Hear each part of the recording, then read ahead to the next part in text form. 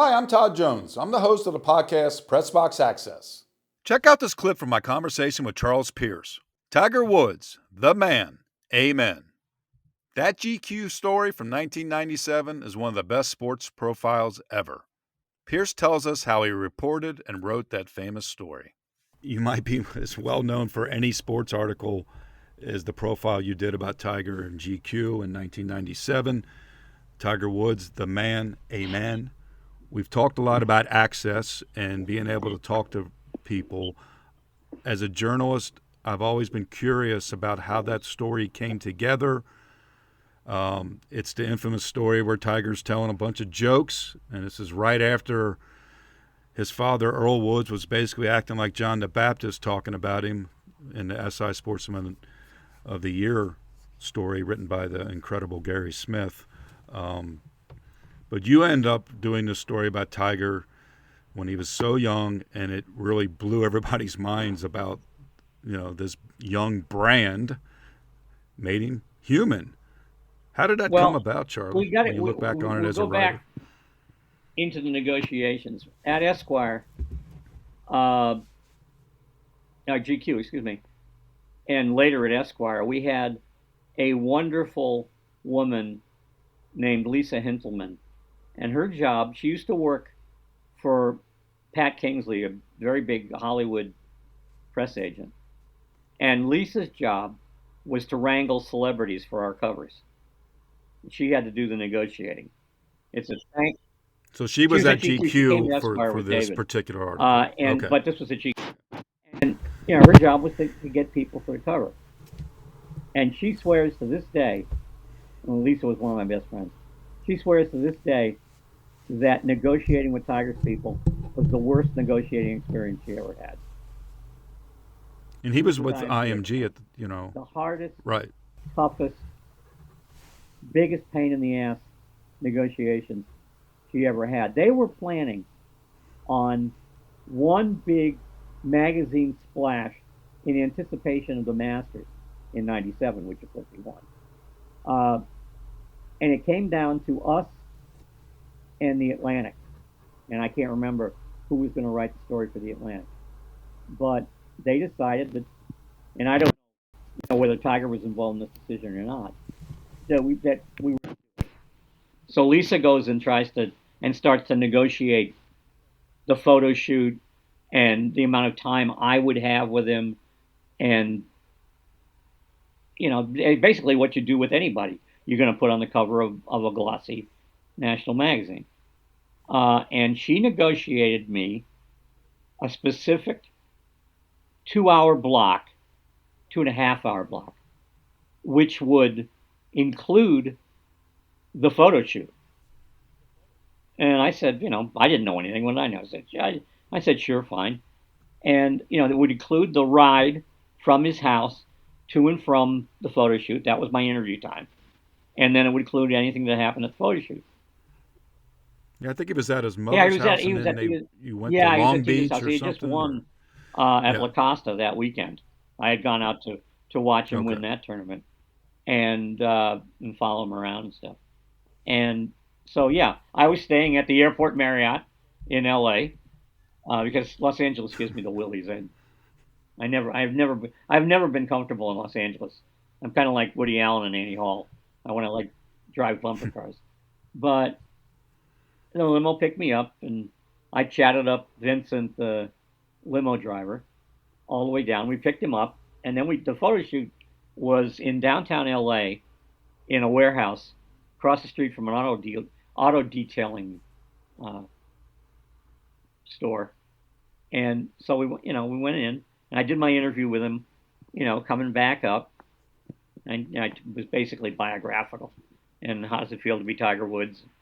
Blah, blah, blah. And so I'm sitting in the photo shoot, which was part of my time, which Lisa had, left a quart of blood on the floor negotiating. And so he starts telling the jokes.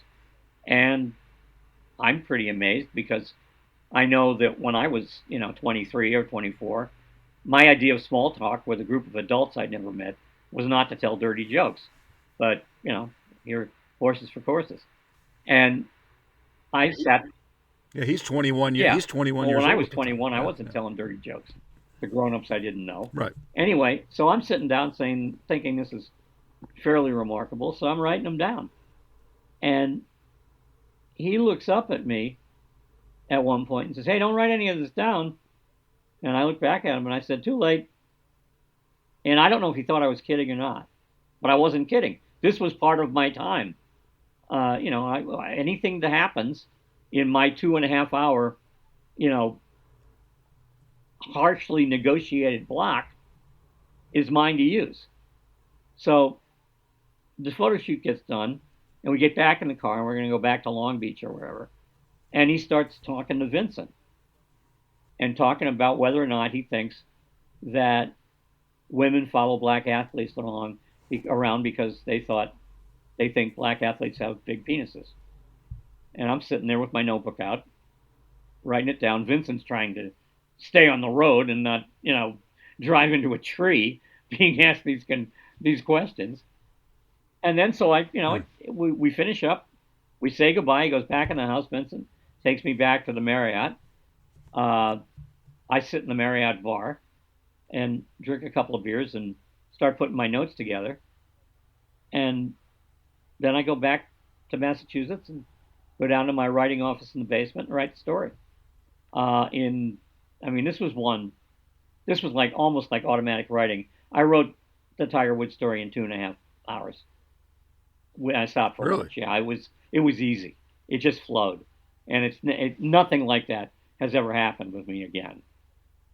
I don't know. Why was it easy? It was all in. I tend, when I write, to think in blocks of paragraphs anyway. I don't think of sentence by sentence. I see blocks of paragraphs, and that's just the way my mind works. And it just, went off like clockwork, and I sent it in, and it ran virtually untouched. And then all hell broke loose. He wins the Masters, first of all. Well, so all hell breaks loose.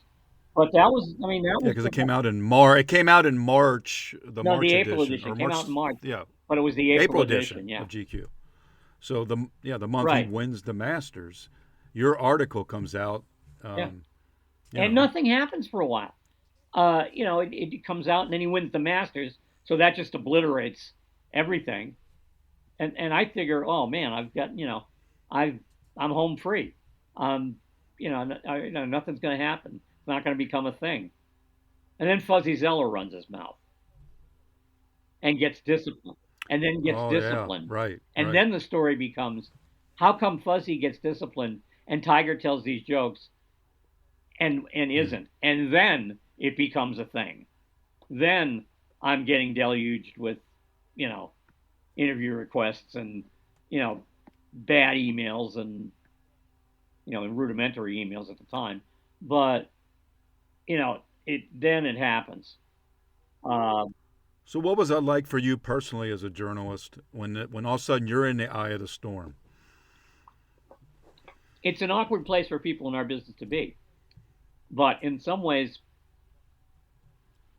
it's kind of helpful to have that kind of comeuppance.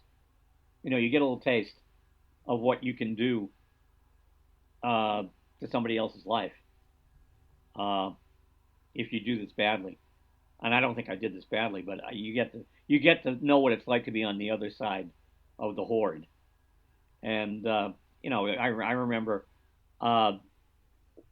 Earl went on Charlie Rose and accused me of wiretapping the limo driver. And Charlie Rose picked up a copy of the magazine and showed it to Earl and said, "I haven't read this, and I never will." And he throws the magazine down on the table in a huff. And the late Art Cooper, God bless him, the editor of GQ, sent him a box of copies of the magazine, saying if he wanted to make sure that if Charlie ever wanted to read it, he would have a copy handy, whoever he was. So. Well, Earl is one thing. What about Tiger? What was his response to you? Tiger and I have never spoken since the story came out. I know he wasn't happy with it. I mean, he said some things. I think he basically went along with the whole. I know IMG felt betrayed that they had somehow I was obligated to go along with the program or something, and screw IMG. I don't care if they are the Pope's agent. Uh, they're basically lamprey, and Tiger was their shark. I didn't give a damn. But I can't remember if he didn't speak out on it very much, and we just never I didn't cover a lot of golf, so I wasn't around. I did cover him at the PGA up in Rochester in 2013, and I know he didn't play well, and I know he saw me because I was in the crowd around him after his round, but nothing happened. And when everything went bad on that memorable Thanksgiving, I got a whole bunch of phone calls asking me to be on various TV shows to talk about my career as the Tiger Whisperer, and I begged off. I mean, it had become a very messy family saga, and I certainly didn't want to be the go-to guy on Tiger Woods' sex life. That wasn't the point of my story before, and I couldn't deal with it. So, and since that, Charlie, how do go you ahead. how do you, Charlie, how do you look back on that GQ article 26 years later? I think it was a good piece of work. I think it fulfilled most of what interested me about where he was as a person. And in a way, it was a template for the Brady book because he was on the brink of what would come afterwards, just as Brady was when I wrote Hmm. the book. I mean, it was more imminent in Tiger's case because he'd already won a whole bunch of tournaments and he would go on, the month the magazine came out to win the Masters. But I mean, I think it gave the reader an insight that the reader might not have had, and that it did so in an entertaining fashion.